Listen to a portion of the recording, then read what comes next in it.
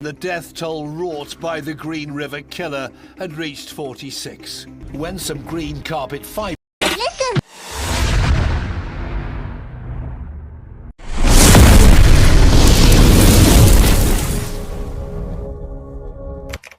साल 1982 अमेरिका के green river के पास अमेरिकन पुलिस को एक लड़की की डेड बॉडी मिलती है जो वेंडिला कॉडफील्ड के नाम से आइडेंटिफाई की जाती है, जिसकी उम्र मात्र 16 साल की थी।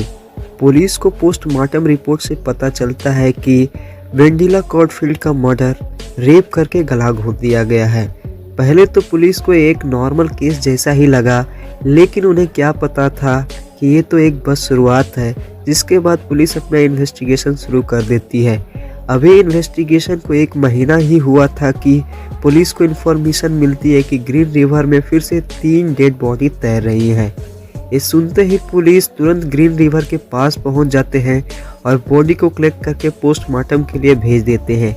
लेकिन जब पुलिस इन तीनों बॉडी के पोस्टमार्टम रिपोर्ट को देखते हैं तो बेहद शॉक हो जाते हैं, क्योंकि इन तीनों का मर्डर भी वेंडिला कॉडफील्ड के पैटर्न से ही हुआ था, रेप करके मर्डर कर देना।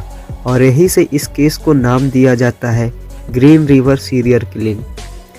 ये केस अमेरिका में इतना ज़्यादा डर का माहौल बना दिया था कि लड़कियों को घर से निकलना भी मुश्किल हो गया था। जिसके बाद पुलिस कुछ सस्पेक्ट को पूछताछ के लिए बुलाती है और इसी सस्पेक्ट में होता है इसका मास्टरमाइंड गैरी रिजवे। इस पूछताछ में एविडेंस ना होने की वजह से सारे सस्पेक्ट के साथ साथ रिजवे को भी छोड़ दिया जाता है, क्योंकि जब डीएनए मैच करवाए जाते हैं तो ये मैच नहीं होता है, क्योंकि उस समय डीएनए टेक्नोलॉजी आज के समय इतना एडवांस नहीं था और रिजवे बच जाता है। लेकिन रिजवे इस सारे मर्डर क्यों करता था, ये समझने के लिए हमें उसकी फैमिली बैकग्राउंड को जानना पड़ेगा। गैरी रिजवे का जन्म 18 फरवरी 1949 में अमेरिका के लेक सिटी यूटा में हुआ था। उसने बचपन में अपने मॉम डैड को लड़ते हुए देखता था।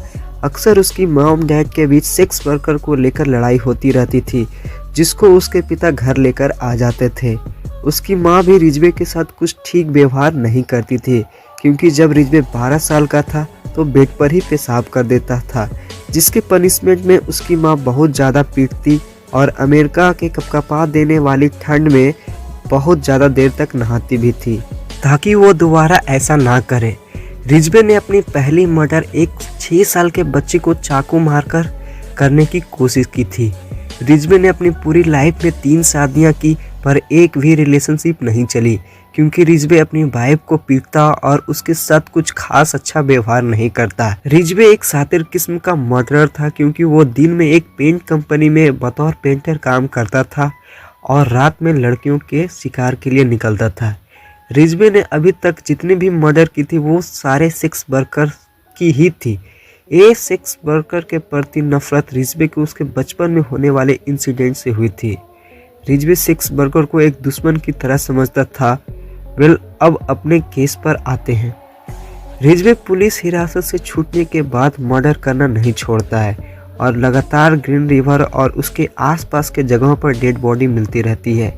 एक केस इतना सीरियस हो जाता है कि अमेरिका के न्यूज़ चैनल्स, टीवी, न्यूज़पेपर इसी की खबरें छपी रहती थी। जिसके बाद पुलिस फिर से सारे सस्पेक्ट को बुलाती है और पुलिस इस बार रिजवे के बालों और सलाइवा के सैंपल लेकर रख लेती है और एक स्पेशल टीम भी तैयार की जाती है जो बस इसी केस को इन्वेस्ट करती है।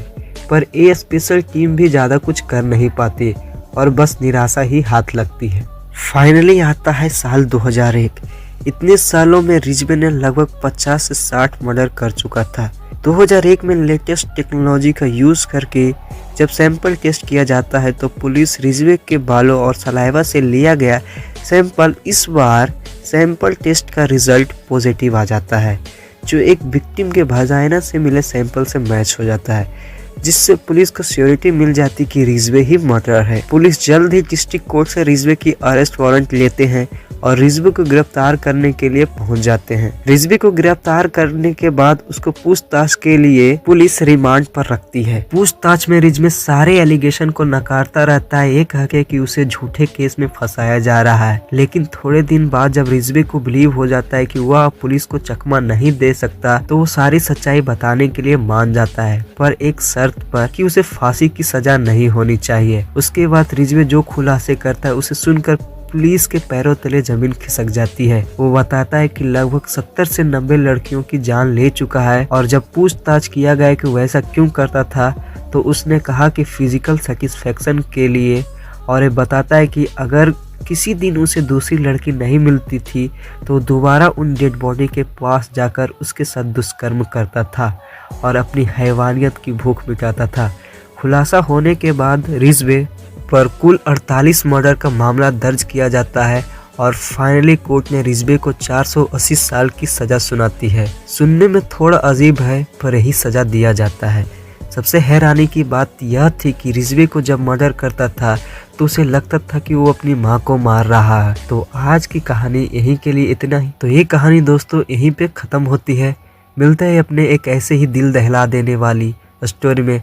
तब तक के लिए सावधान रहिए, सतर्क रहिए। जय हिंद।